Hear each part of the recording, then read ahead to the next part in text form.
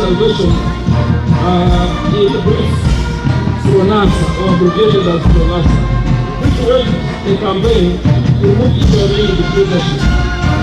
The liberation of the country brought me as the old position of the seats resolved to continue from when they had stopped. At least this is what Dr. Ankole was going to say when he died from Israel. In 1980, Uganda saw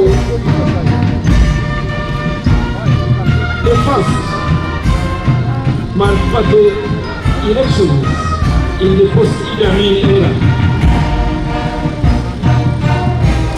However, it was a sharp election because the process was as crooked as could be mentioned. Warnings had been sounded by the Pronasa leaders, but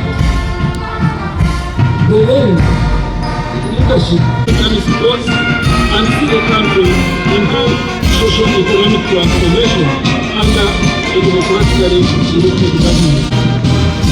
The judiciary ready realized fortunes and separate honor, knowing that the absolute penalties that the founders in the People's Revolution fought for. And today, among the realities of the economic transformation,